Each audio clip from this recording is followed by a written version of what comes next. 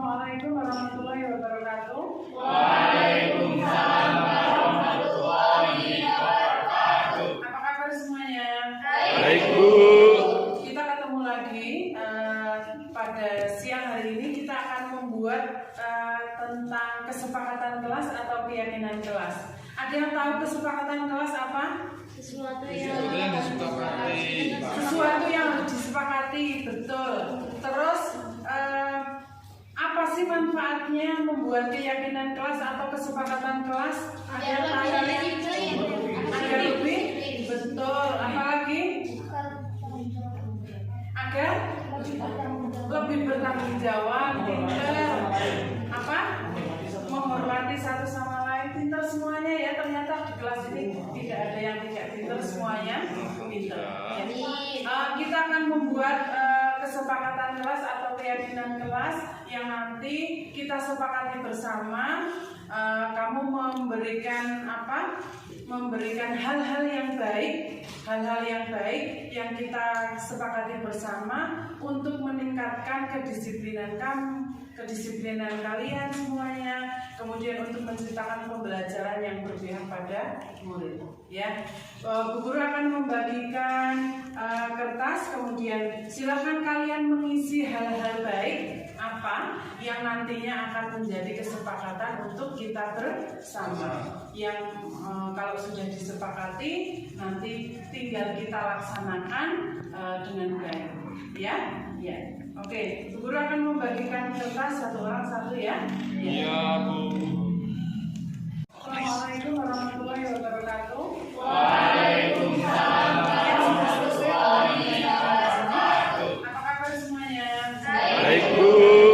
Kita ketemu lagi pada siang hari ini. Kita akan membuat tentang kesepakatan kelas atau keyakinan kelas. Ada yang tahu kesepakatan kelas apa? Sesuatu yang harus disepakati, betul. Terus kemudian dirasakan. Apa sih manfaatnya membuat keyakinan kelas atau kesepakatan kelas? Agar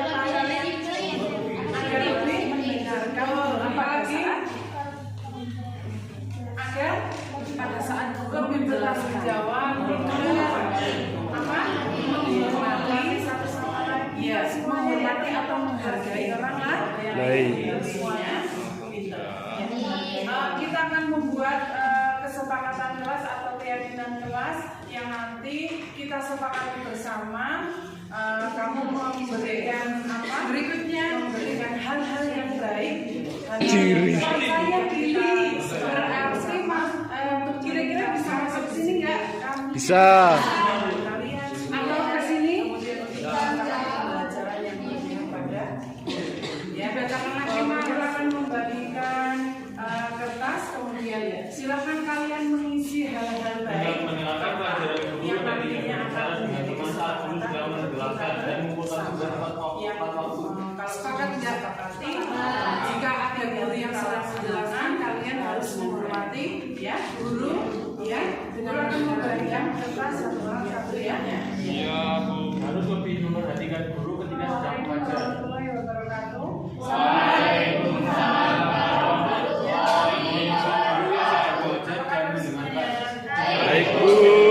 Kita ketemu lagi pada siang hari ini. Kita akan membuat tentang kesepakatan kelas atau keyakinan kelas. Saya yakin Ada yang saya tahu dan kesepakatan teman-teman kelas bisa apa? menghargai guru saat berbicara di depan. Sesuatu yang harus disepakati, betul.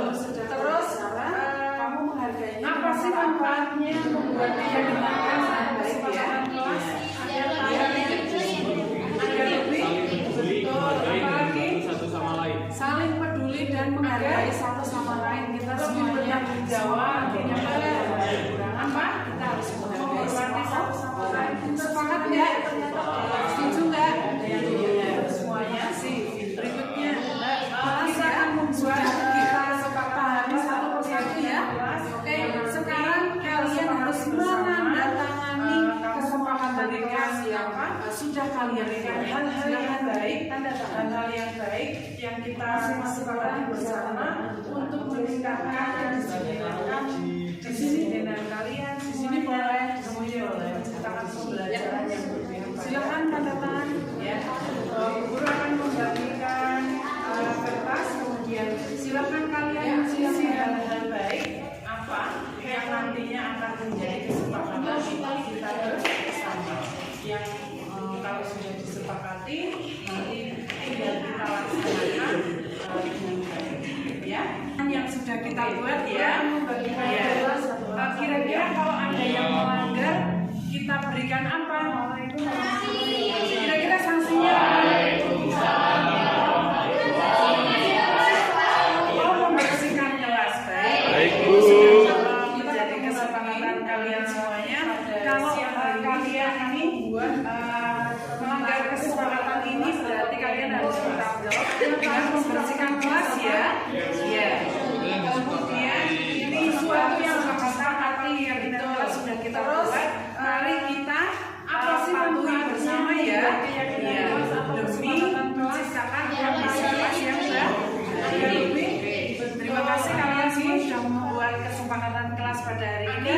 Mudah-mudahan membawa ke arah yang lebih baik ini. Disiplin, positif ya. Terima kasih. Assalamualaikum warahmatullahi wabarakatuh. Kita akan membuat kesepakatan.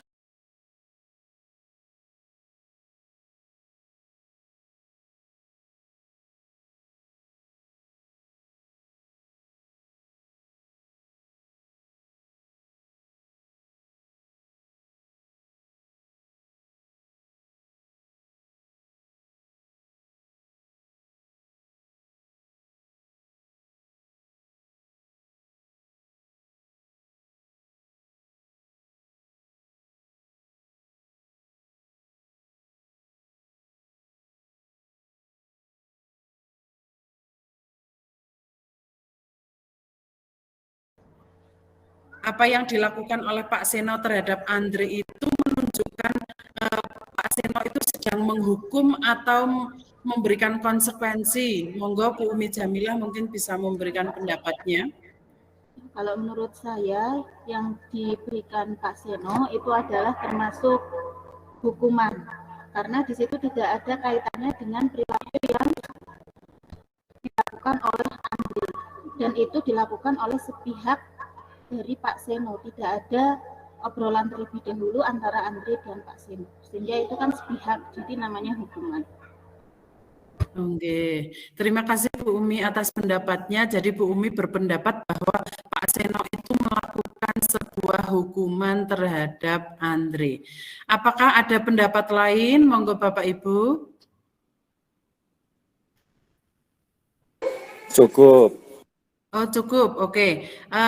Berarti kita setuju bahwa Pak Seno itu melakukan hukuman terhadap Andre, malah membuat Andre menjadi malu karena ditertawakan oleh teman-temannya yang satu kelas.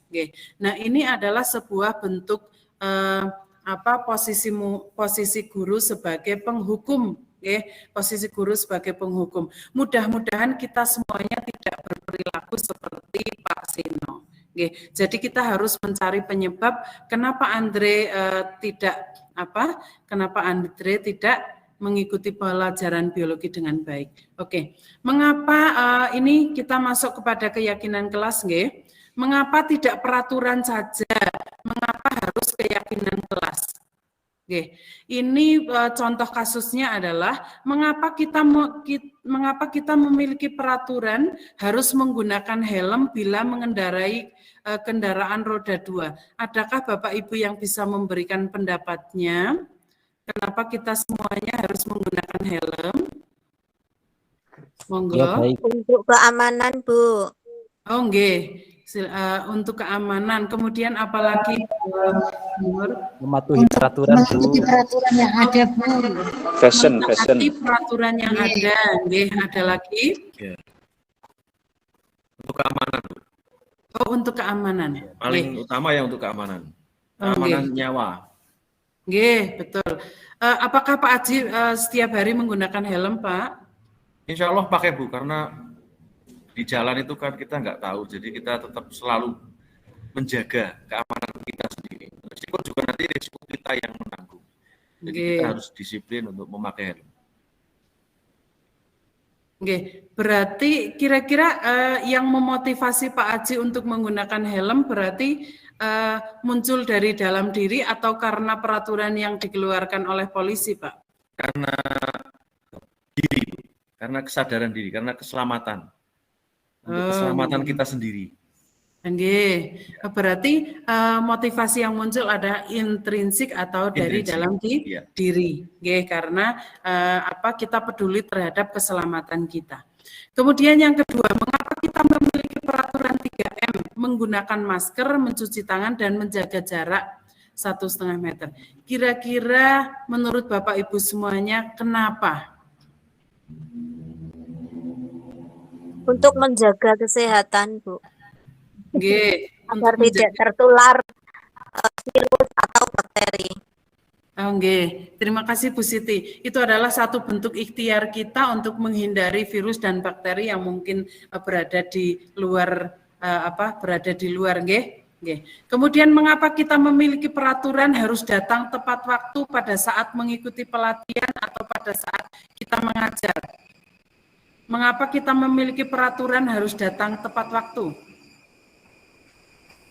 Kalau supaya siap secara mental dan fisik, Bu. Biasanya kalau terburu-buru kan ketika pelatihan atau acara yang selanjutnya jadi nggak fokus, karena secara fisik dan mental belum siap. Jadi kalau datang tepat waktu kan kita lebih bisa mempersiapkan fisik dan mental kita. Oh iya, terima kasih Bu Lulu. Ternyata untuk persiapan fisik dan mental kita agar kita tidak terburu-buru dalam mengikuti acara, kemudian kita merasa tenang dan siap menerima materi.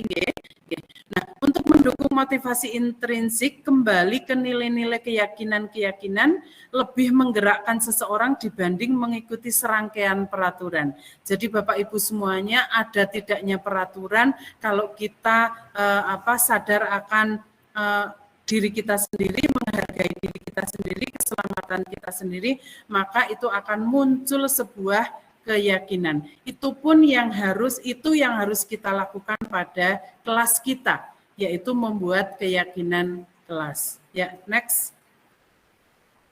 Nah, ini budaya positif itu bukan karena adanya peraturan kelas, tetapi kita membuat keyakinan kelas atau kesepakatan-kesepakatan yang kita buat bersama dengan murid-murid kita.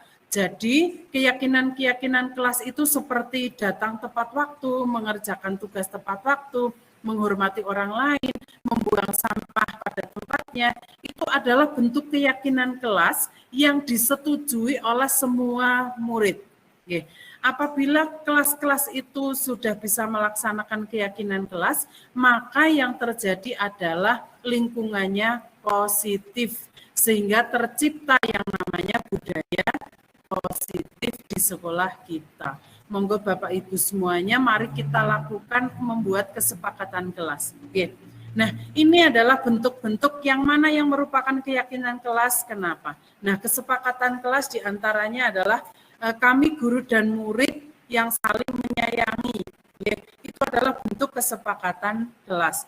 Kemudian kami murid yang semangat untuk belajar. Itu muncul dari dalam diri siswa sendiri. Kemudian kami murid yang peduli dengan teman-teman. Nah, ini adalah satu bentuk kesepakatan yang sudah dibuat oleh anak-anak di dalam kelas. Kemudian datang tepat waktu, mengucapkan salam, menjaga kebersihan sekolah, berdoa sebelum dan sesudah kegiatan, kemudian aktif dalam pembelajaran. Ini semuanya adalah bentuk kesepakatan kelas yang sudah dibuat oleh anak-anak kita atau murid-murid kita. Next. Nah, kegiatan pendalaman keyakinan kelas nanti akan muncul rasa hormat, bekerja, kemudian diterima dan dimiliki. Next. Nah, Bapak Ibu semuanya, kita bisa melihat apakah murid kita itu hormat terhadap orang lain, itu bisa dilihat dari perilaku mereka, yaitu diantaranya berempati terhadap perasaan orang lain, kemudian memegang barang milik orang lain hanya seizin orang lain tersebut.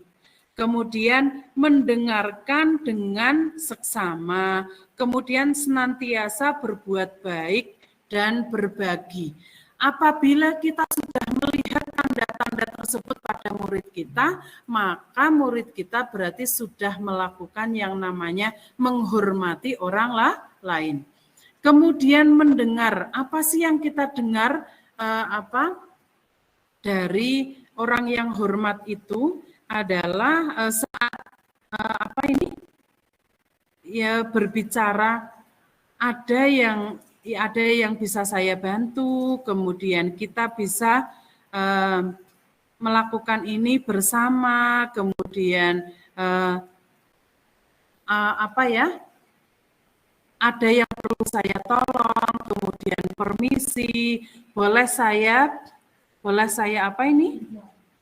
saya pinjam, kemudian nanti akan segera saya kembalikan. Nah, itu adalah kata-kata positif yang merupakan ciri dari murid kita yang sudah melakukan menghormati pada orang lain. Kemudian perilakunya seperti apa? Ternyata dia tersenyum dengan ramah. Maka kita sebagai guru juga harus mudah tersenyum dengan ramah pada murid-murid kita. Kemudian memberikan salam hormat seperti berjabat tangan, kemudian meletakkan tangan kita pada dada, kemudian memberikan ruang untuk bekerja, dan postur tubuh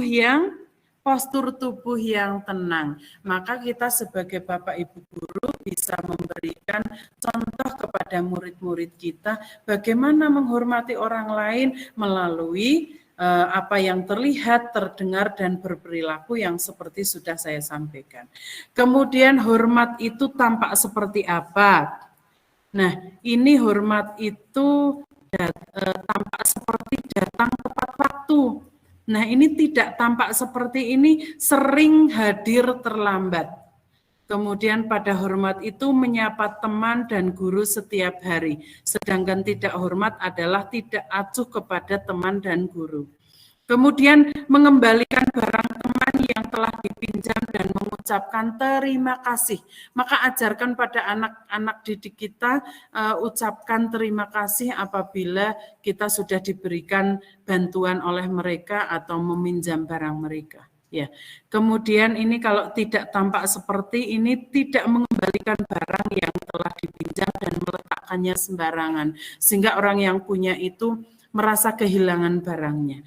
Kemudian bekerja, tampak seperti tekun bekerja dan menyimak guru. Kita bisa melihat aktivitas murid kita bila mereka tekun bekerja dan menyimak guru, kemudian menyerahkan tugas tepat waktu. Nah, ini tampaknya adalah tidak mendengar guru dan acuh tak acuh. Kemudian tugas tidak diberikan. Apakah Bapak Ibu semuanya sering mengalami murid di kelas yang acuh tak acuh terhadap pembelajaran kita? Monggo Bapak Ibu berikan pengalamannya. Monggo Bu Lulu. Apakah Bu Lulu pernah atau sering mengalami anak yang acuh tak acuh terhadap pembelajarannya Bu Lulu? Iya Bu, kadang itu terutama ketika pelajaran jam-jam terakhir itu Bu, itu mungkin karena fokus anak sudah berkurang, jadi sepertinya guru itu seperti tidak acuh. Mungkin karena faktor lelah, faktor mungkin boring juga anaknya, jadi konsentrasi anak itu menjadi menurun sehingga seperti tidak peduli terhadap gurunya seperti itu. Oke. Terima kasih Bu Lulu atas pengalamannya. Jadi mungkin itu yang kita alami bersama, tidak hanya Bu Lulu tetapi semua Bapak Ibu semuanya pernah mengalami, pernah diajukan oleh murid. Jadi itu adalah kewajiban kita untuk memberikan pembelajaran yang mungkin menyenangkan, menarik sehingga mereka tidak acuh tak acuh terhadap kita. Nah, ini apa perbedaan peraturan dan keyakinan kelas? Kalau peraturan itu selalu kembalikan buku di tempatnya. Kalau keyakinan kelas itu adalah bentuk tanggung jawab. peraturan itu dilarang mengganggu orang lain, tapi keyakinan kelas itu mengatakan bahwa menghormati orang lain. Peraturan itu hadir di kelas 15 menit sebelum pembelajaran dimulai, tapi kalau keyakinan kelas itu menghormati orang lain dan berkomitmen. Peraturan dilarang melakukan kekerasan, keyakinan kelas itu menghormati keselamatan dan menghormati orang lain. Dilarang menggunakan narkoba. Tetapi kalau di keyakinan kelas itu adalah kesehatan. Kita peduli terhadap kesehatan diri sehingga tidak menggunakan narkoba atau tidak merokok. Oke. Menggunakan masker itu adalah peraturan, tetapi keyakinan kelasnya itu adalah kita peduli terhadap kesehatan dan keselamatan diri. Kemudian peraturan, jangan berlari di kelas atau di koridor. Keyakinan kelasnya adalah peduli terhadap keselamatan dan keamanan kita. Bapak Ibu semuanya sudah bisa membedakan antara peraturan dan keyakinan kelas, nggih? Apakah Sudah. Bapak Ibu?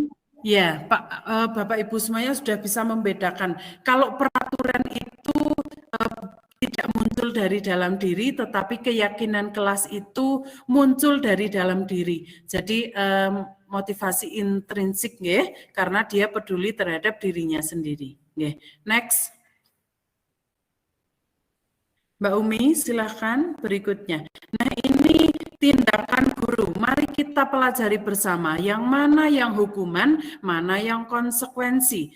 Ternyata mencatat 100 kali di dalam buku dengan kalimat saya tidak akan terlambat lagi karena karena terlambat ke sekolah. Ini adalah sebuah hukuman Bapak Ibu semuanya. Oke. Kita diharapkan tidak memberikan hukuman. Kemudian lari mengelilingi lapangan basket 2 kali karena terlambat hadir di sekolah. Ini adalah sebuah hukuman. Mungkin Pak Aji sebagai guru olahraga mungkin menyuruh anak-anak untuk berlari ini sebagai hukuman. Bentuk hukuman, nggih, karena kalau dia terlambat hadir di sekolah. Nah, sebaiknya dicari alternatif lain. Kemudian murid diminta untuk push up 15 kali karena tidak menggunakan masker ke sekolah. Ini adalah bentuk hukuman. Kemudian menggantikan kertas tugas teman yang telah dicoret-coret ini adalah sebuah konsekuensi. Kenapa? Karena dia sudah merusakkan buku teman, kertas teman, sehingga dia konsekuensinya adalah harus mengganti sebagai bentuk tanggung jawab dia. Kemudian membersihkan tumpahan air di meja tulis karena tersenggol pada saat belajar, ini merupakan konsekuensi. Ya, kemudian murid disuruh untuk mengenakan sepatu seharian karena tidak mengenakan sepatu hitam. Nah, ini sering kita alami nggih Bapak Ibu semuanya, sudah ada aturan menggunakan sepatu hitam, tetapi beberapa anak menggunakan sepatu putih atau sepatu selain hitam. Nah, ini ternyata kalau kita menyuruh siswa kita tidak mengenakan sepatu seharian karena tidak mengenakan sepatu hitam, ini adalah bentuk hukuman. Okay? Jadi kita harus memberikan konsekuensi kepada mereka, bukan hukuman. Kemudian lari mengelilingi lapangan basket 2 kali karena terlambat 10 menit untuk pelajaran PJOK. Nah, ini lari mengelilingi lapangan basket 2 kali. Ini bedanya apa? Ya. Monggo coba, kalau ini adalah lari mengelilingi lapangan basket karena terlambat hadir di sekolah. Ini hukuman, tetapi kalau pelajaran PJOK ini adalah konsekuensi. Mungkin Pak Aji bisa memberikan pendapatnya, Pak? Ya, Karena ini disuruh lari 2 kali putaran lapangan basket karena terlambat PJOK. Yang pertama karena hukumannya itu sesuai dengan mata pelajarannya, yaitu kebugaran jasmani. Sehingga hukumannya ini konsekuensi ini sebelumnya sudah disampaikan. Pokoknya kalau telat 10 menit ditambah ditambah lari 2 kali putaran. Jadi antara konsekuensi dan mata pelajaran itu ada hubungannya. Jadi kenapa itu termasuk konsekuensi? Kalau yang tadi kok termasuk hukuman. Jadi karena terlambat hadir ke sekolah, hukumannya lari, sama-sama lari, tapi yang satu hukuman, satu konsekuensi. Kalau menurut saya, kalau yang lari karena terlambat sekolah itu mungkin hukumannya bukan fisik gitu ya, mungkin diganti konsekuensi yang lain, membersihkan atau apa gitu. Mungkin jawaban saya itu, Bu, karena ada hubungannya dengan materi PJOK. Terima kasih, Bu. Terima kasih Pak Aji atas pendapatnya. Betul sekali apa yang sudah disampaikan oleh Pak Aji, bahwa Pak Aji sudah membuat kesepakatan bahwa dalam pelajaran PJOK setiap terlambat 10 menit maka anak-anak sudah mengetahui bahwa hukumannya adalah mengelilingi lapangan basket 2 kali. Lain halnya dengan mengelilingi lapangan basket 2 kali bila terlambat ke sekolah, karena ini adalah bukan kesepakatan yang dibuat oleh anak, karena ini adalah hukuman yang diberikan oleh guru, karena anak bisa diberikan konsekuensi lain, jadi tidak harus lari. Next. Nah, ini Bapak Ibu semuanya perbedaan hukuman dan konsekuensi. Yang merupakan hukuman adalah sesuatu yang menyakitkan harus terjadi. Maka Bapak Ibu semuanya tidak boleh memberikan hukuman karena ini adalah merupakan hal yang menyakitkan bagi murid kita. Sedangkan konsekuensi adalah sesuatu harus terjadi.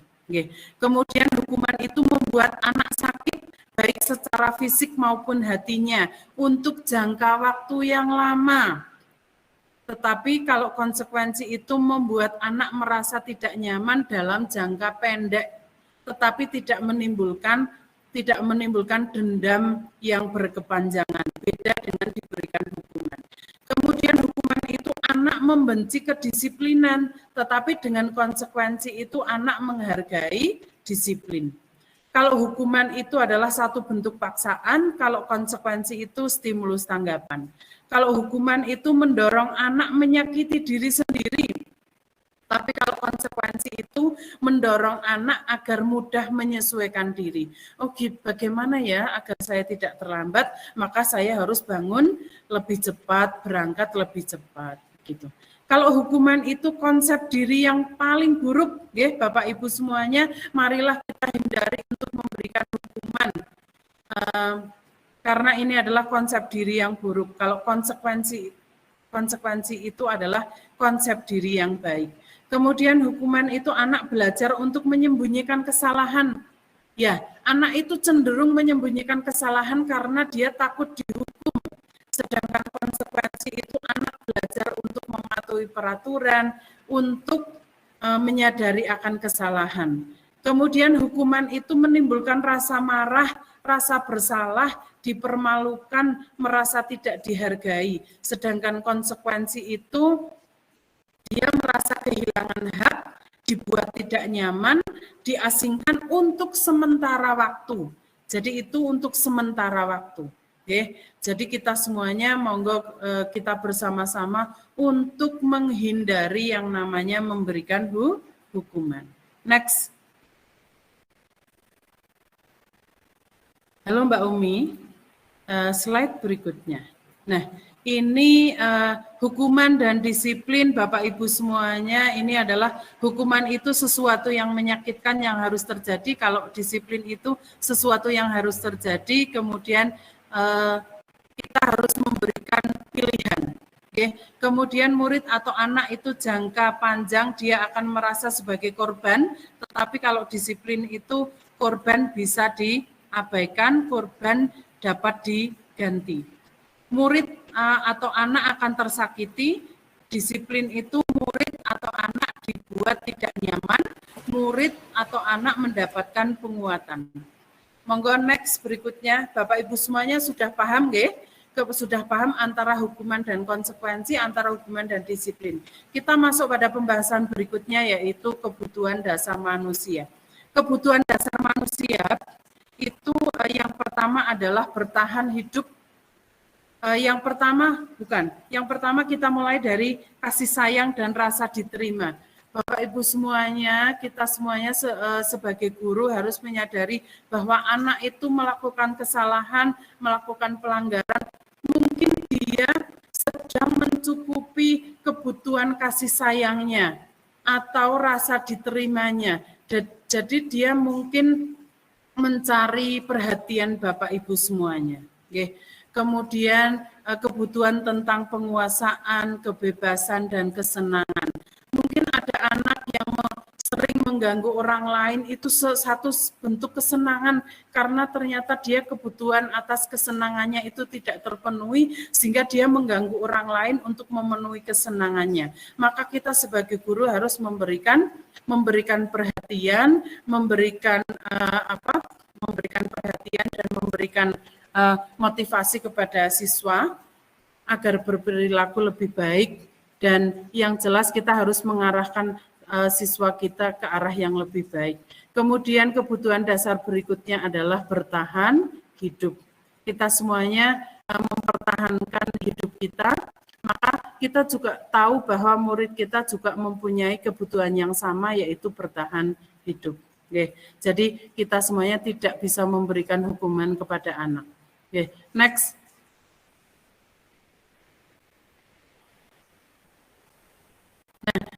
Ini ada 5 posisi kontrol. Yang pertama adalah motivasi, intensitas gagal, kemudian identitas gagal, kontrol dari luar, identitas berhasil atau sukses, kontrol dari luar, dan identitas berhasil atau sukses, kontrol dari diri.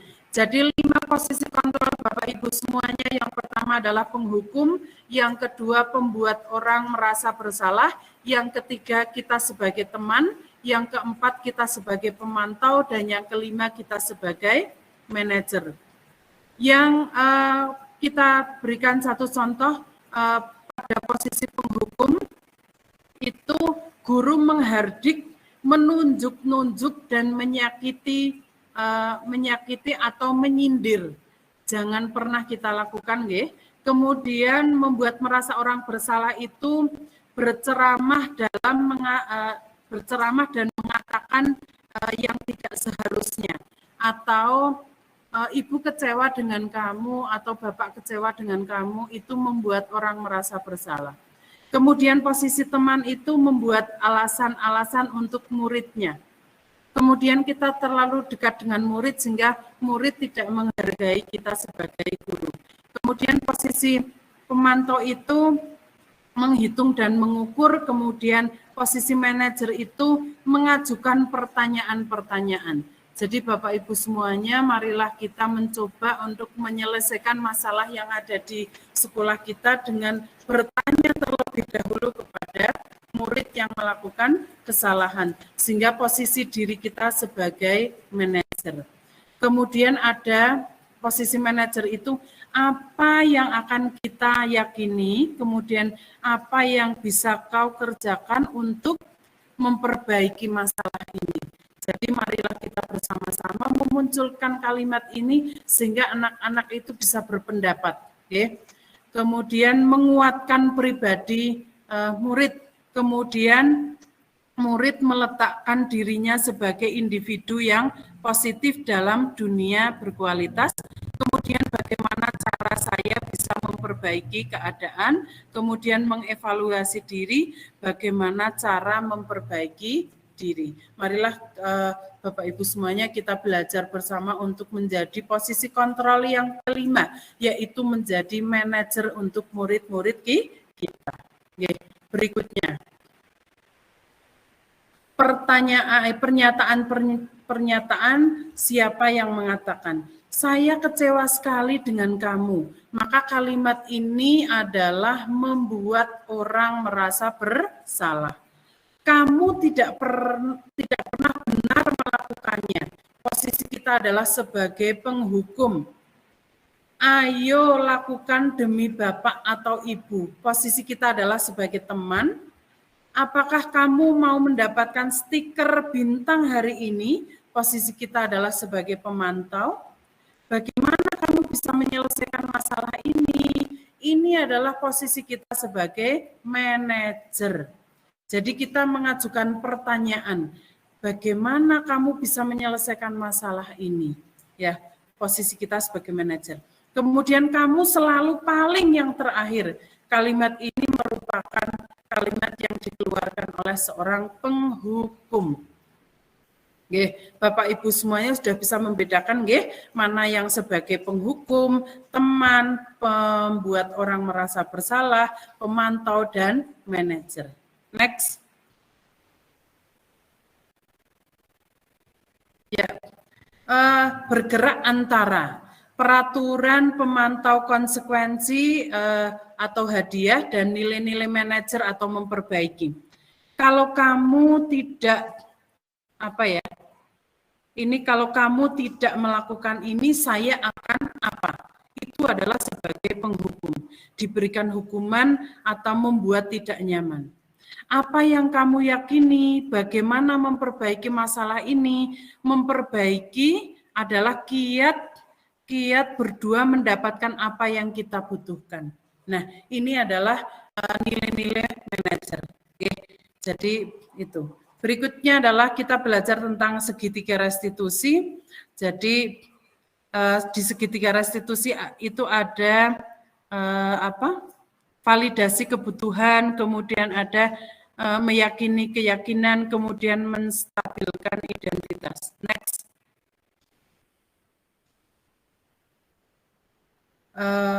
Yang pertama dulu Mbak Umi. Atasnya Mbak Umi. Nggih, validasi kebutuhan. Validasi kebutuhan. Validasi kebutuhan yang atas dulu.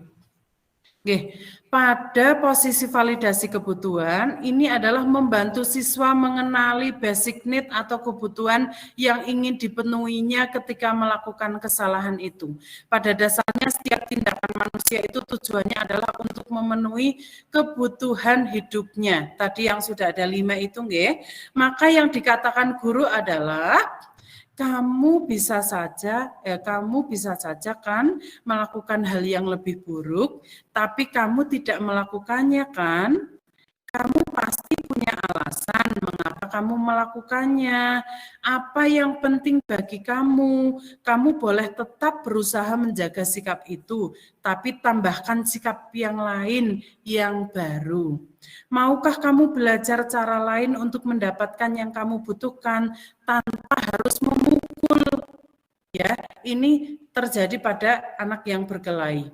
Apakah kamu bisa melakukannya dengan lebih baik besok lagi? Ini mungkin pada anak-anak yang tidak mengumpulkan tugas. Pada posisi menanyakan keyakinan, anak melihat kesalahannya dihubungkan dengan norma sosial dan nilai-nilai yang mendasari manusia berinteraksi dengan orang lain. Guru berkata, apa nilai yang kita percaya di kelas atau sekolah kita, nilai-nilai universal apa yang telah kita sepakati, kelas yang ideal itu yang seperti apa sih? Anak memberikan pendapatnya. Kamu ingin jadi anak seperti apa? Apa yang kamu rasakan ketika kamu melakukan itu? Kamu menjadi orang yang seperti apa? Nah, itu kalimat yang harus kita ucapkan pada tahap menanyakan keyakinan. Berikutnya, next. Nah, ini adalah intervensi 30 detik yang mungkin bisa kita lakukan pada murid-murid kita untuk untuk menanamkan motivasi intrinsik dari dalam diri murid. Apakah kamu ingin berbuat lebih baik? Apakah saat ini kamu sedang menjadi orang yang sedang kamu inginkan? Apakah kamu bisa mengubah kegiatan atau perilaku kamu saat ini menjadi sikap yang lebih membantu?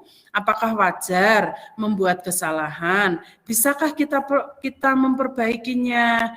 Apa yang kamu lakukan saat ini sesuai? Kapan kamu siap untuk memulai? Peraturannya apa? Sepertinya kamu punya masalah. Saya bisa bantu apa? Saat ini kamu seharusnya berbuat apa? Apa yang bisa saya bantu agar kamu bisa melakukannya? Apakah saya bisa bantu kamu agar dapat segera mulai? Apakah tugas kamu saat ini? Bagaimana kamu ingin diperlakukan pada kegiatan ini? Bisakah kamu melakukannya? Apa yang kamu inginkan? Peraturannya apa? Ya, itu adalah kalimat-kalimat yang kita bisa lakukan pada restitusi. Nah, ini untuk refleksi kegiatan kita pada sore hari ini. Perasaan apa yang muncul selama mengikuti sesi ini, khususnya mengenai makna disiplin dan motivasi intrinsik.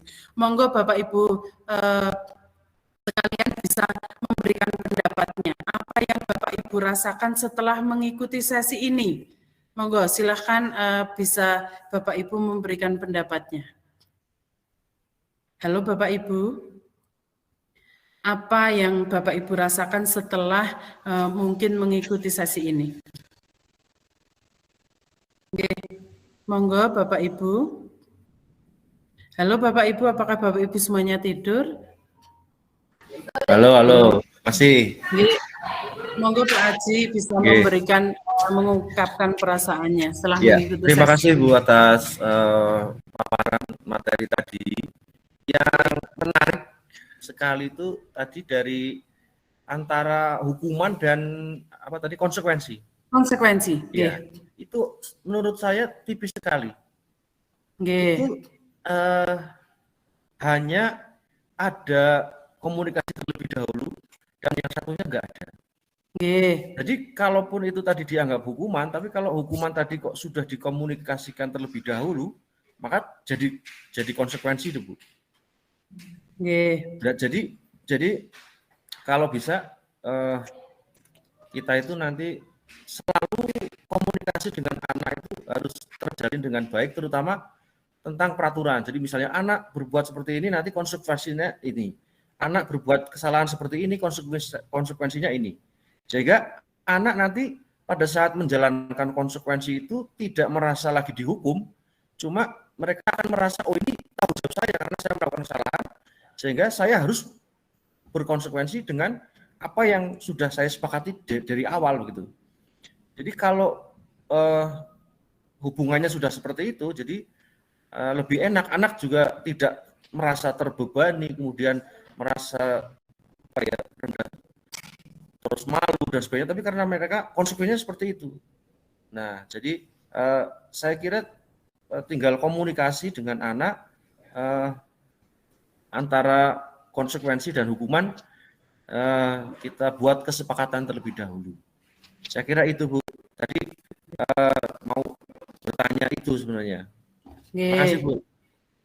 Terima kasih Pak Haji atas pendapatnya. Jadi perlu Bapak Ibu ketahui bersama bahwa hukuman itu memberikan efek yang berkepanjangan, sedangkan konsekuensi itu memberikan efek sesaat. Tetapi yang paling baik yang harus kita lakukan adalah restitusi, membangun kesepakatan. Jadi bukan konsekuensi, jadi bukan hukuman, tapi kita memberikan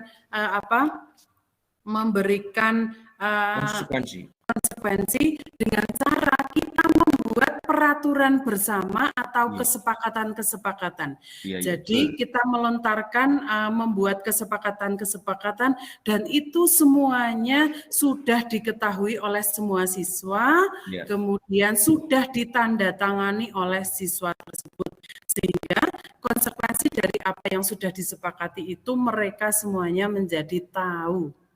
Jadi kalau kita hindari yang namanya hukuman, kemudian kita lakukan yang namanya restitusi atau membuat kesepakatan-kesepakatan bersama untuk menghasilkan budaya yang positif. Bapak Ibu yang lain mungkin bisa memberikan pendapatnya sebelum closing. Boleh bertanya Bu Erna? Monggo Bu Siti. Saya ingin bertanya bagaimana cara menanamkan rasa kesadaran diri atau motivasi internal terutama untuk anak-anak didik kita dalam rangka menumbuhkan budaya positif di sekolah tanpa mereka merasa terpaksa. Yang pertama adalah tugas kita adalah melakukan pemetaan mereka itu bakatnya seperti apa, minatnya seperti apa, kemudian dia punya kelebihan apa dan kekurangan apa. Kemudian setelah itu kita menjalin komunikasi yang baik antara kita dengan murid kita, sehingga kita tahu apa yang diinginkan oleh murid kita. Kemudian mari kita membuat kesepakatan-kesepakatan bersama, kemudian kesepakatan-kesepakatan itu menjadi yang namanya keyakinan kelas. Keyakinan kelas yang anak-anak itu sudah menyepakati bersama. Kemudian satu hal yang penting adalah kita yang pertama adalah memberikan contoh yang baik atau teladan yang baik kepada mereka. Itu yang pertama. Yang kedua, menjalin komunikasi yang baik dengan mereka. Kemudian yang ketiga adalah hindari sikap-sikap atau kata-kata yang menghukum, tetapi kita memberikan pilihan-pilihan kepada mereka. Oke, itu yang bisa saya jawab, ya. Monggo yang lain mungkin bisa memberikan tanggapannya. Oke, itu atau Bapak Ibu yang lain bisa memberikan pendapatnya. Kemudian satu hal yang paling penting adalah kita harus menyadari 5 kebutuhan dasar manusia. Jadi kita harus mencari tahu alasan mereka melakukan kesalahan tersebut itu karena apa, ya. Mungkin ternyata dia haus akan kasih sayang atau perhatian, sehingga dia di sekolah itu mencari hal-hal yang dapat membuat marah Bapak Ibu semuanya dalam rangka dia mencari perhatian. Berarti Bapak Ibu harus melakukan pendekatan lebih dalam kepada mereka. Oke, itu jawaban saya, Bu Siti. Oke, monggo Bapak Ibu yang lain. Matur nuwun, Bu Erna. Nggih, matur nuwun Bu Siti. Nggih. Bapak Ibu yang lain, bagaimana perasaannya setelah mengikuti sesi ini? Apakah Bapak Ibu bisa membedakan apa itu hukuman, apa itu konsekuensi, dan apa itu restitusi? Monggo Bapak Ibu. Sudah jelas semuanya, nggih? Oh, insya Allah sudah. Kemudian marilah kita bersama-sama berkomitmen untuk menciptakan budaya positif di sekolah kita, nggih, berawal dari kesepakatan yang kita buat di dalam kelas kita. Oke, Bapak Ibu, itu setuju mboten? Setuju. Setuju. Masih ada hal-hal yang Bapak Ibu sampaikan atau tidak? Cukup. Nggih, cukup. Nggih. Baiklah Bapak Ibu semuanya, itulah pemaparan diseminasi saya tentang budaya positif. Mudah-mudahan ada manfaatnya untuk Bapak Ibu semuanya. Terima kasih atas kesediaan Bapak Ibu semuanya untuk mengikuti diseminasi saya pada sore hari ini. Terima kasih. Assalamualaikum warahmatullahi wabarakatuh. Waalaikumsalam.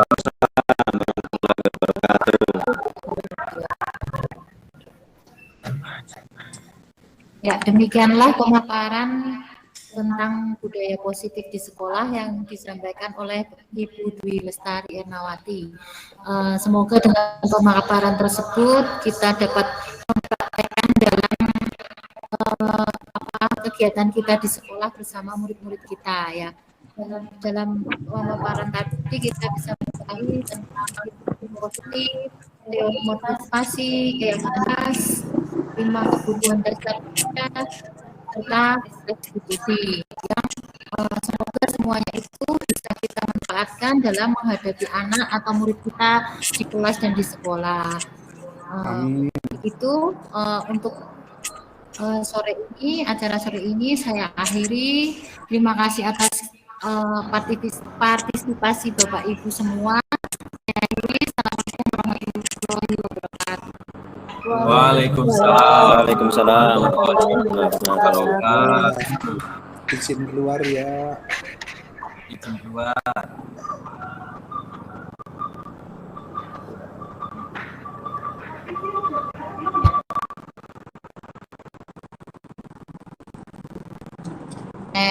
Aku sing ora keren. Terima kasih banyak.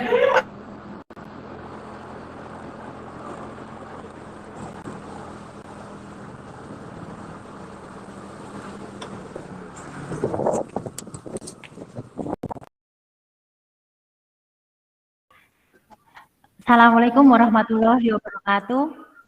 Waalaikumsalam.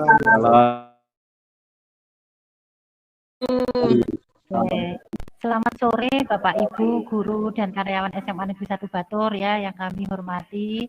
Terima kasih waktunya sudah meluangkan waktu di sore ini untuk mengikuti acara diseminasi budaya positif modul 1.4 ya yang akan dipaparkan oleh Ibu Dwi Lestari Ernawati. Ya, marilah acara pada sore hari ini kita buka dengan membaca basmalah bersama. Bismillahirrahmanirrahim. Berikutnya langsung saja kepada Ibu Erna untuk bisa mulai untuk memaparkan diseminasi mengenai budaya positif di sekolah. Bu Ari yang sudah membuka acara pada sore hari ini. Kami ucapkan terima kasih kepada Bapak Ibu semuanya yang sudah bersedia untuk mengikuti aksi nyata modul 1.4 budaya positif, ya, diseminasi budaya positif oleh saya sendiri Dwi Lestari Ernawati, calon guru penggerak angkatan 5 dari SMA Negeri 1 Batur Kabupaten Banjarnegara. Bapak Ibu yang kami hormati, mungkin Bapak Ibu semuanya sudah sering mendengar kata disiplin, sudah sering mendengar kata budaya positif, tetapi kalau disiplin itu adalah apa ya? Disiplin itu apa tadi? Ada Bapak Ibu yang mau memberikan pendapat?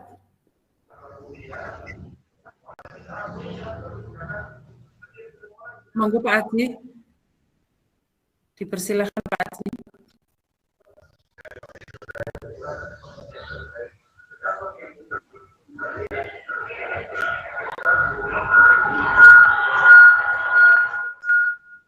Mohon maaf Pak Aji tidak terdengar suaranya. Ya, jadi disiplin itu adalah kepatuhan seseorang terhadap peraturan yang sudah dibuat, yang insya Allah akan diterapkan di sekolah kita. Monggo untuk Bu Umi untuk bisa share screen. Oh, Bu Ari mungkin bisa membantu untuk share screen.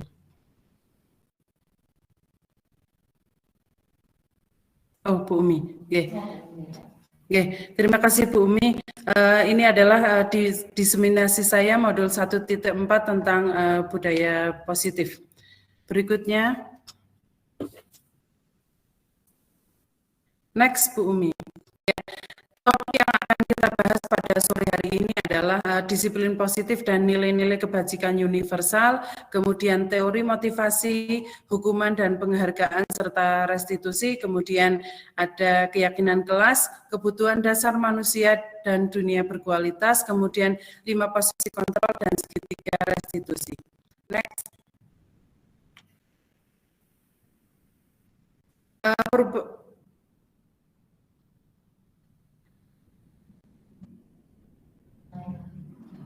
Dinaikkan sedikit lagi. Bapak Ibu semuanya, kita mulai dari perubahan paradigma.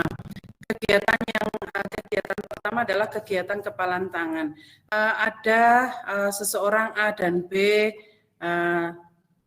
kemudian itu dia memegang sobekan kertas kecil, kemudian dituliskan benda atau sesuatu yang sangat berharga untuk Anda, kemudian letakkan di tangan Anda dan genggam benda atau sesuatu tersebut dengan segala daya. Buatlah sebuah kepalan. Kemudian teman Anda, B, akan mencoba dengan sekuat tenaga dengan berbagai cara untuk meminta Anda memberikan benda tersebut. B bisa membujuk, mengancam, menghardik, merayu, menyuap, atau apa saja agar Anda membuka kepalan tangan Anda. Nah, ini apa yang terjadi menurut panjenengan semuanya jika Bapak Ibu semuanya berada di posisi A, apa yang akan Anda lakukan? Anda mempunyai secari kertas atau benda yang sangat berharga untuk Anda. Coba teman Anda ini menggelitik, kemudian mengancam, menghardik, merayu, menyuap agar Anda membuka tangan Anda. Apa yang akan Anda lakukan? Monggo Bapak Ibu bisa memberikan pendapatnya. Halo Bapak Ibu semuanya, silakan bisa memberikan pendapatnya. Kalau Anda sebagai A memegang tangan, memegang sesuatu yang sangat berharga untuk Anda, kemudian ada seseorang B yang dengan segala upaya ingin membuka tangan Anda. Apa yang Anda lakukan? Monggo silahkan. Mungkin Bu Siti Nurmutiah mungkin bisa memberikan pendapatnya, atau Pak Farid. Ya Bu. Ya Bu. Ya, silahkan. Kalau saya dari posisi A, saya melihat sikap B untuk bagaimana cara membuka genggaman di tangan saya gitu loh Bu. Kalau misalkan dia membukanya dengan bujukan yang halus, mungkin dengan yang positif, mungkin saya akan dulu membuka tangan saya gitu. Tapi kalau misalkan saya jadi posisi yang B, ya itu juga tadi dengan cara merayu, terus membujuk dengan kalimat-kalimat positif seperti itu biar luluh. Karena kalau misalkan menggunakan hal-hal yang negatif, misalkan dengan kekerasan atau kata-kata yang kurang baik, misalkan mungkin si A tidak akan membuka genggamannya begitu. Oh iya, terima kasih atas pendapatnya Pak Farid. Mungkin Bapak Ibu yang lain bisa memberikan pendapatnya, mungkin ada pendapat yang berbeda atau sama, monggo silakan disampaikan. Bu Lulu mungkin. Oh iya, terima kasih Bu Erman. Kalau saya ada di posisi A, karena itu adalah barang yang berharga bagi saya, benda yang berharga bagi saya, maka sikap saya akan tetap menjaga genggaman tangan saya karena barang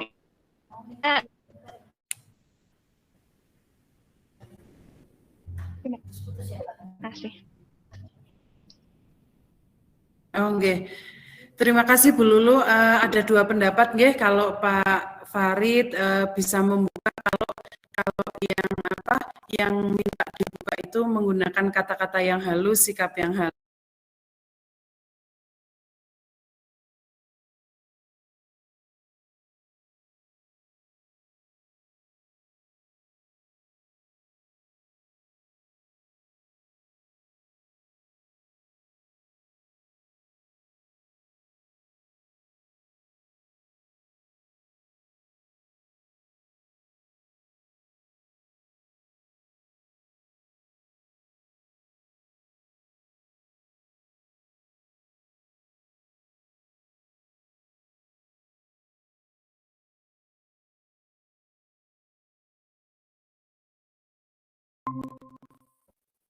Mbak Umi, silakan. Oh, Mbak Umi. Oke. Kemudian di sini ada perubahan paradigma teori kontrol atau ilusi kontrol. Ilusi guru mengontrol murid. Kira-kira kalau Bapak Ibu semuanya dalam posisi sekarang, apakah Bapak Ibu bisa mengontrol murid? Bisa enggak Bapak Ibu? Bapak Ibu bisa mengontrol murid apa tidak? Tidak, Mbak Erna. Tidak, Bu Erna. Kira-kira kenapa, Bu Siti? Ya kan kita tidak 24 jam bisa mengawasi siswa, anak-anak. Oh, nggih. Terima kasih pendapatnya.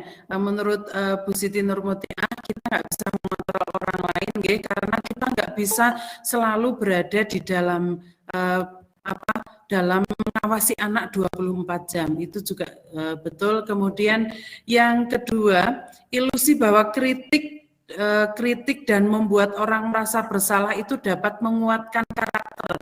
Menurut Bapak Ibu semuanya, pendapat ini benar atau tidak?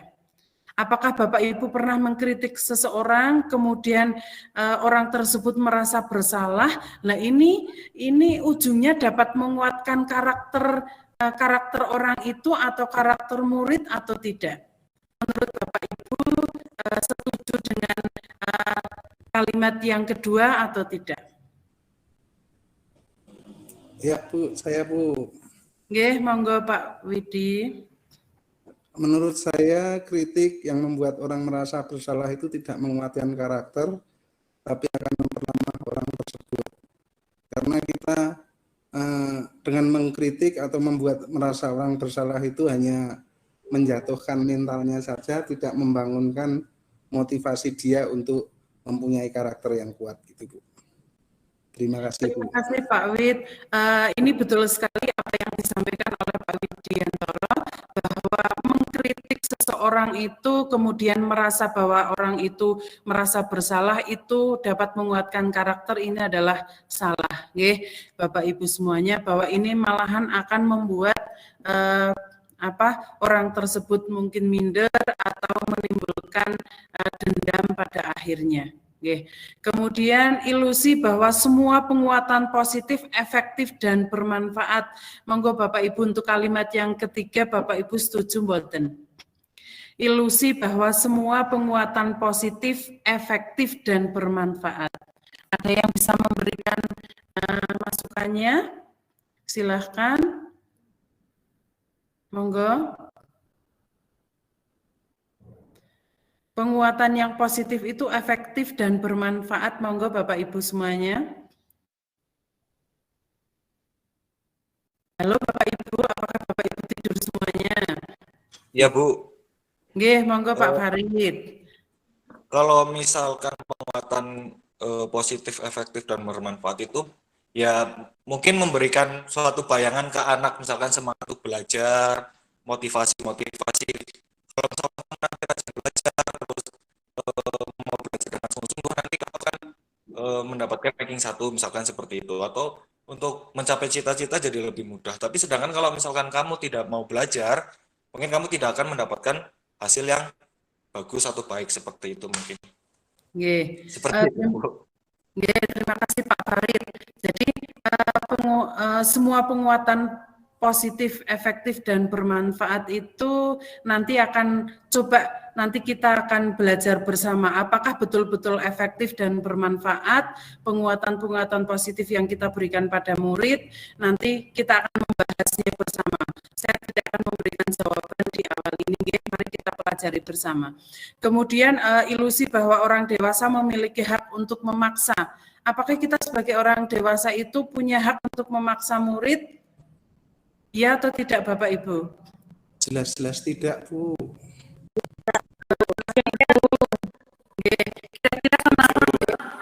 Kira-kira kenapa nggih? Karena apa? Monggo Bapak Ibu mungkin bisa memberikan masukannya. Bisa memberikan alasannya kenapa orang dewasa itu memiliki hak untuk memaksa. Betul atau tidak? Tidak, tidak Bu. ada. Nggih, Karena monggo, dengan Pak. memaksa itu berarti menghilangkan hak orang lain, Bu. Oh, nggih.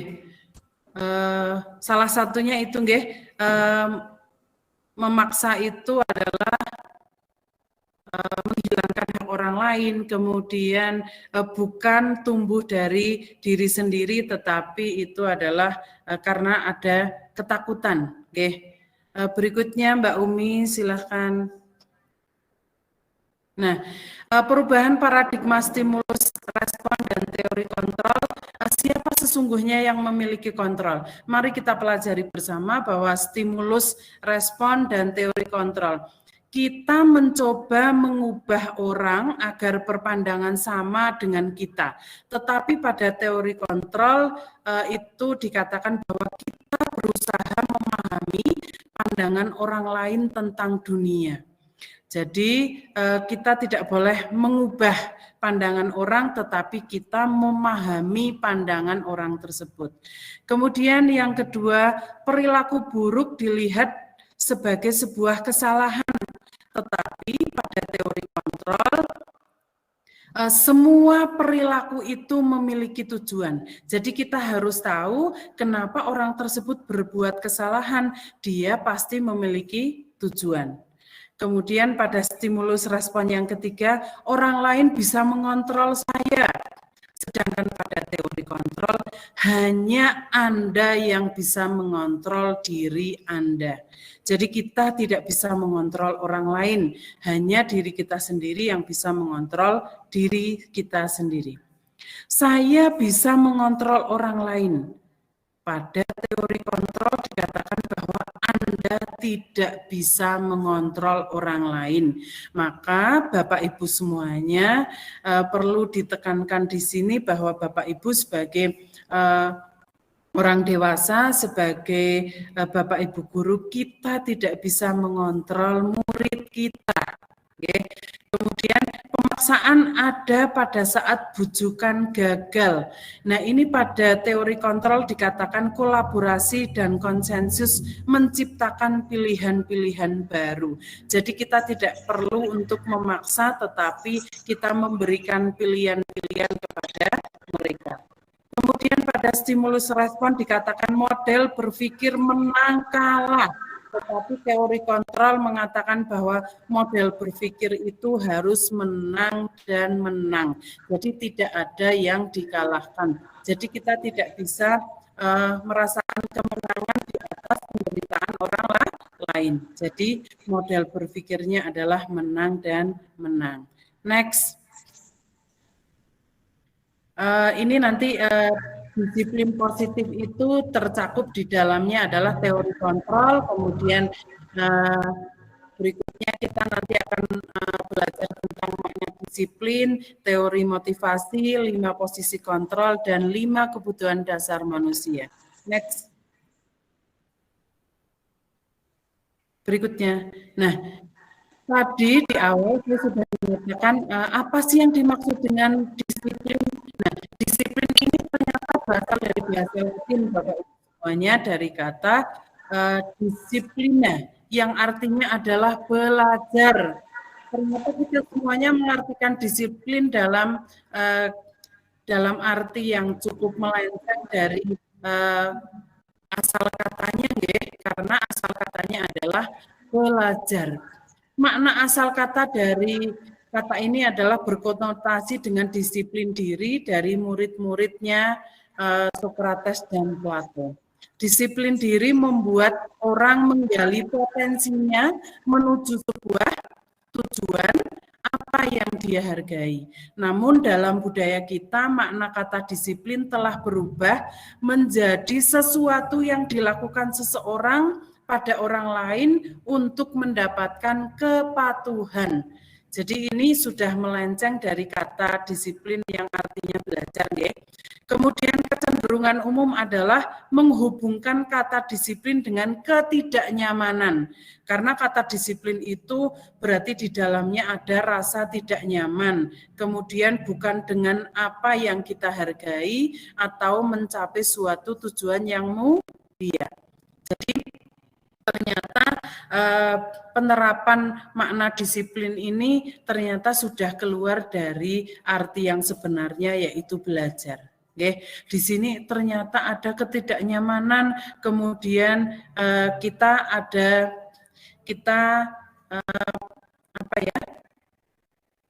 di sini ada kata bukan dengan apa yang kita hargai atau pencapaian suatu tujuan yang mulia. Ternyata melenceng dari arti sebenarnya. Next. Nah, nilai-nilai kebajikan universal ini adalah nilai-nilai yang umum yang disetujui oleh semua orang yang berlaku di semua wilayah. Nah, ini disampaikan oleh Dr. William Glasser pada teori kontrol. Oke. Dengan mengaitkan nilai-nilai kebajikan yang diyakini seseorang, maka motivasi intrinsik akan terbangun sehingga menggerakkan motivasi dan dalam untuk dapat mencapai tujuan yang mulia atau yang diinginkan. Oke. Jadi ada nilai-nilai kebajikan universal yang akan kita ambil tujuan mulia di dalamnya. Kemudian Kemudian nilai-nilai kebajikan yang ingin dicapai oleh setiap anak Indonesia kita kenal dengan profil pelajar Pancasila. Bapak Ibu semuanya akhir-akhir ini sudah sering mendengar profil pelajar Pancasila. Nah, di dalamnya itu ada apa saja? Yang pertama adalah beriman, bertakwa kepada Tuhan Yang Maha Esa dan berakhlak mulia. Kemudian nilai berikutnya adalah mandiri, bernalar kritis, berkebinekaan global, bergotong royong dan kreatif. Ya. Itu adalah 6 nilai-nilai yang ada pada profil pelajar Pancasila yang mulai kita tanamkan pada murid-murid kita di sekolah. Next. Ya, kita masuk yang materi yang kedua yaitu teori motivasi perilaku manusia. Yang pertama, untuk menghindari ketidaknyamanan atau hukuman, apa yang akan terjadi apabila saya tidak melakukannya? Oke. Kalau menurut Bapak Ibu semuanya, ini contohnya murid itu tidak mengerjakan tugas. Lah, apa yang akan terjadi apabila saya tidak mengerjakan tugas? Nah, ini adalah bentuk dari dia menghindari ketidaknyamanan atau hukuman. Maka ini merupakan motivasi eksternal, bukan tumbuh dari dirinya sendiri. Kemudian yang kedua adalah untuk mendapatkan imbalan dari orang lain atau institusi. Contoh katanya adalah apa yang akan saya dapatkan apabila saya melakukannya. Maka coba Bapak Ibu bisa memberikan contoh pada kata ini untuk mendapatkan imbalan dari orang lain.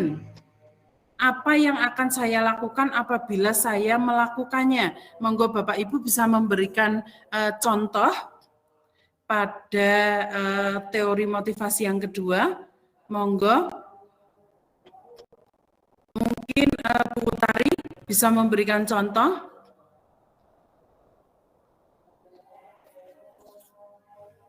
Atau mungkin Pak Didi bisa memberikan contoh, Pak Didi. Halo Bapak Ibu semuanya. Ya.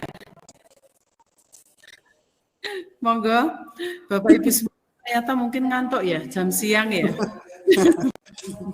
Monggo Pak Widiantoro, mungkin barangkali Bapak bisa memberikan contohnya.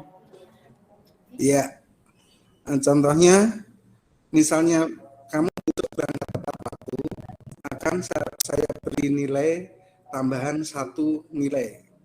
Atau besok kalau kamu berangkat tidak terlambat, akan saya kasih hadiah. Nggih. Itu Bu, misalnya. Nggih, betul sekali apa yang disampaikan oleh Pak Widiantoro, bahwa anak tersebut melakukan sesuatu itu karena ada imbalannya atau ada iming-iming hadiahnya. Nah, ini adalah merupakan motivasi eksternal atau motivasi yang berasal dari luar, bukan dari dirinya sendiri. Kemudian yang ketiga, untuk menghargai diri sendiri. Nah, kalimat ini adalah saya akan menjadi orang yang seperti apa bila saya melakukannya. Nah, ini contohnya dia datang tepat waktu, kemudian dia mengerjakan tugas dengan baik, maka ini adalah bentuk motivasi internal, yaitu menghargai diri sendiri. Jadi ini sudah tertanam motivasi dari dalam diri. Nah, ini merupakan tujuan dari disiplin positif. Maka kita sebagai guru, kita hendaknya menanamkan teori motivasi yang ketiga, yaitu menanamkan pada diri anak bahwa anak itu menghargai diri sendiri dengan cara memunculkan motivasi dari dalam diri atau motivasi internal. Berikutnya Mbak Umi. Ki Hajar Dewantara itu pernah mengatakan atau berpendapat merdeka itu artinya tidak hanya terlepas dari perintah, akan tetapi juga cakap buat memerintah diri sendiri. Apakah Bapak Ibu semuanya setuju dengan apa yang disampaikan disampaikan oleh Ki Hajar Dewantoro. Pak Aji, silakan mungkin bisa memberikan pendapatnya dengan kalimat yang sudah dikeluarkan oleh Pak Ki Hajar Dewantoro. Merdeka itu artinya tidak hanya terlepas dari perintah, akan tetapi juga cakap buat memerintah diri sendiri. Silakan Pak Aji. Ya, kemungkinan kalau merdeka artinya kan kita tidak diperintah terus, tapi kita juga bisa mengontrol diri sendiri untuk melakukan apa saja yang akan kita lakukan agar kita bisa berbuat yang lebih baik untuk bermanfaat untuk kita, maksudnya gitu. Jadi kita tidak hanya diperintah terus, tapi kita bisa mengendalikan diri untuk melakukan apa saja. Gitu. Terima kasih Pak Aji. Bahwa merdeka itu tidak di bawah kekangan, tidak di bawah perintah, tetapi kita bisa mengatur diri kita sendiri. Nah, itu adalah suatu bentuk kemerdekaan yang seutuhnya dari pribadi masing-masing orang. Apakah Bapak Ibu semuanya sudah merasa merdeka? Sudah belum nih Bapak Ibu? Apakah Anda semuanya sudah merasa merdeka? Bu. Ya, Pak Didi, Kadang iya, kadang enggak, Bu. merasa merdeka? Ayo BK. Halo, Pak Didi. Iya, Bu. Ya, Bu Lulu, silakan Bu Lulu. Jadi kalau menurut saya, yaitu memang tadi ya, yang paling sulit adalah mengendalikan diri kita sendiri, Bu Erna, menurut saya. Jadi, yaitu betul menurut Ki Hajar Dewantoro bahwa salah satu makna dari merdeka adalah kita mampu mengontrol atau mengendalikan diri kita sendiri. Karena yang paling sulit itu memang mengendalikan diri kita sendiri, bukan mengendalikan orang lain seperti itu. Jadi menurut saya, apakah kita sudah merdeka itu kembali ke diri kita sendiri gitu. Ketika kita mampu mengontrol diri kita sendiri, berarti kita sudah mampu memerdekakan diri kita sendiri. Tapi kalau kita belum mampu, berarti kita belum merdeka. Seperti itu menurut saya, Bu Erna. Betul sekali apa yang dikatakan oleh Bu Lulu, bahwa merdeka seutuhnya adalah berada dalam diri kita sendiri, bahwa kita mampu mengatur atau memanajemen atau mengontrol apa yang ada di diri kita sendiri. Oke, Bapak Ibu semuanya, kita akan melanjutkan bahwa apa itu restitusi. Pernah dengar restitusi Bapak Ibu? Atau baru saja mendengar? Belum pernah. Oh, belum pernah, nggih. Kita akan belajar bersama, nggih, apa itu restitusi. Ternyata restitusi itu adalah proses menciptakan kondisi bagi murid untuk memperbaiki kesalahan mereka, sehingga mereka bisa kembali pada kelompok mereka dengan karakter yang lebih kuat. Restitusi juga merupakan proses kolaborasi yang mengajarkan murid untuk mencari solusi untuk masalah mereka dan membantu murid berpikir tentang orang seperti apa yang mereka ingin menjadi tujuan mulia dan bagaimana mereka harus memperlakukan orang lain. Apakah Bapak Ibu di sekolah sudah melakukan restitusi? Pernah nggak Bapak Ibu melakukan restitusi? Pernah, Bu. Pernah. Contohnya seperti apa? Itu waktu kejadian ini anak didik baru, Bu, yang kelas 10 sekarang. Itu ada salah satu murid yang dia itu takut kalau di tempat keramaian gitu loh. Terus saya sempat ngobrol sama anak tersebut, ternyata anak tersebut itu cenderung mempunyai rasa malu, maksudnya tidak percaya diri kalau misalkan dia di keramaian gitu loh. Dia hanya mau bergaul dengan teman-teman yang sudah ia kenal gitu. Kalau misalkan di tempat yang baru, dia masih malu atau nervous gitu loh, Bu. Terus saya coba kasih solusi, misalkan ya emang kalau misalkan bergaul dengan lingkungan baru perlu usaha gitu loh, mungkin dengan kenalan atau gimana seperti itu. Tapi nantinya itu yang memilih solusi itu yang bersangkutan sendiri, apakah dia punya solusi sendiri atau solusi yang saya berikan. gitu. Jadi senyamannya dia mau pakai solusi yang mana seperti itu. Oke, terima kasih Pak Farid atas pengalamannya. Pak Farid sudah melakukan restitusi, nggih, karena Pak Farid itu sudah mencari tahu kenapa anak tersebut tidak mau berada di keramaian atau bergaul dengan banyak orang. Kemudian Pak Farid sudah membimbing siswa untuk mencari solusinya, tetapi dikembalikan kembali bahwa solusi itu berasal dari diri siswa sendiri. Ya, tugas Pak Farid yang melakukan restitusi itu sudah betul, Pak.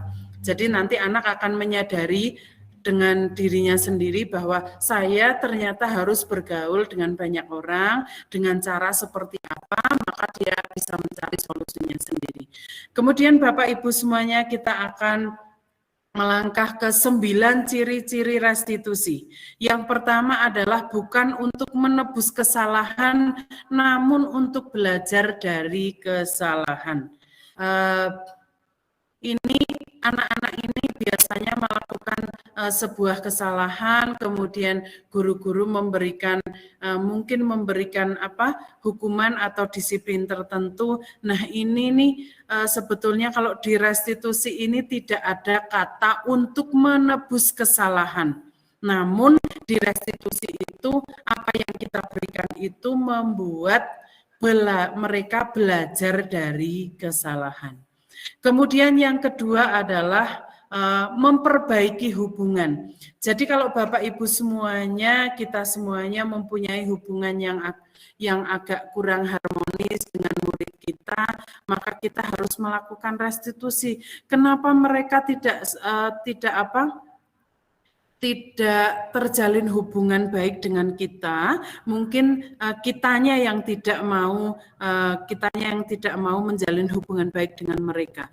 Mungkin kita komunikasi dengan mereka tidak terlalu baik, kemudian alasan-alasan mereka melakukan kesalahan kita tidak tahu, sehingga kita langsung mengejudge atau menghakimi mereka dengan mungkin kata-kata atau perilaku yang tidak baik, sehingga tidak terjalin hubungan dengan baik.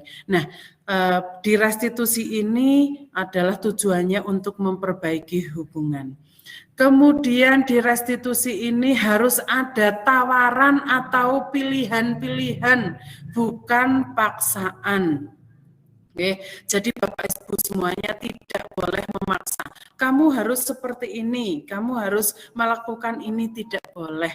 Tetapi adanya adalah tawaran-tawaran. Oke.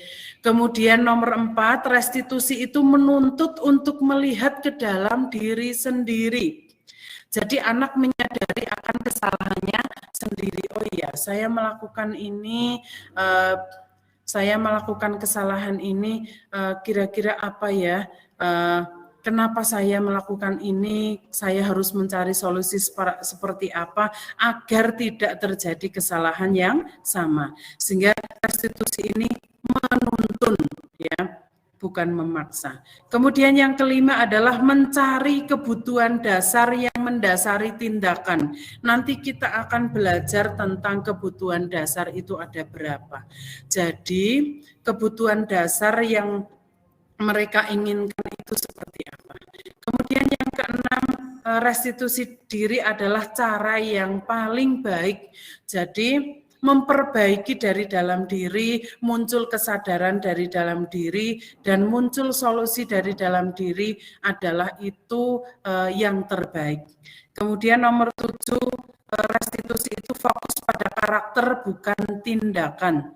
Oke, kita fokus untuk menghasilkan murid-murid yang bisa mempunyai karakter yang baik, yang muncul dari dalam diri murid sendiri.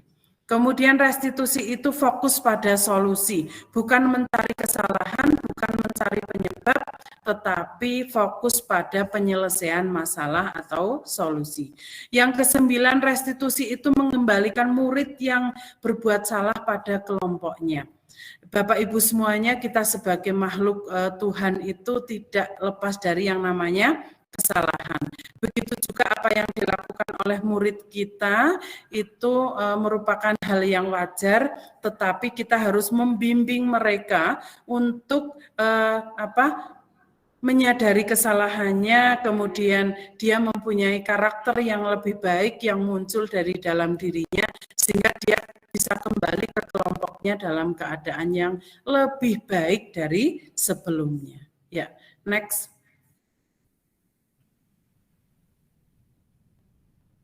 Nah, ini ada kasus Bapak Ibu semuanya. Nanti saya akan meminta pendapat dari Bapak Ibu semuanya.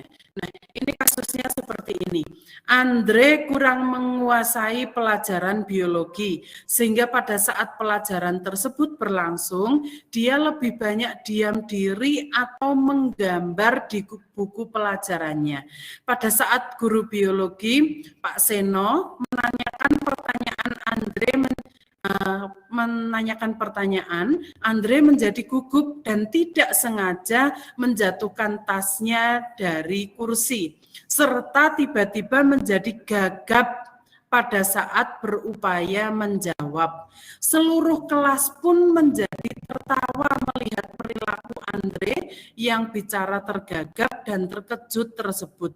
Pak Seno pada saat itu membiarkan teman-teman Andre mentertawakan Andre yang tergagap dan malu luar biasa, dan malahan minta Andre untuk maju ke depan dan berdiri di depan kelas sambil menunjuk hidungnya karena tidak bisa menjawab pertanyaan Pak Seno. Kelas menjadi gaduh dan anak-anak pun tertawa melihat Andre di depan kelas memegang ujung hidungnya. Yang pertama, apakah Anda setuju dengan tindakan Pak Seno terhadap Andre? Mengapa? Monggo, Bapak Ibu semuanya silahkan berpendapat dari kasus yang sudah saya tampilkan. Apakah Anda setuju dengan tindakan Pak Seno terhadap Andre? Monggo, silahkan berikan pendapat Anda pada kasus ini. Halo Bapak Ibu semuanya, mungkin Bu Utari bisa memberikan pendapatnya atau Pak Andika? Tidak setuju, Bu. Kenapa? Harusnya kasih solusi, ditegur dulu Andrenya. Kenapa dia menggambar terus? Barangkali kan karena gaya belajarnya itu kinestetik. Sorry. Ya, gimana Mbak? Gimana Bu Utari? Gaya belajarnya visual. Oke. Terus? Ya, ternyata Bu Utari tidak setuju nggih, karena harusnya menurut Bu Utari Pak Seno harusnya mencari solusi karena dikaitkan dengan gaya belajarnya Andre. Ya. Kemudian ada Bapak Ibu yang lain yang bisa memberikan pendapatnya pada pertanyaan yang pertama. Monggo silahkan, apakah Anda setuju dengan tindakan Pak Seno terhadap Andre? Tidak, Bu. Ya, kenapa Pak Farid?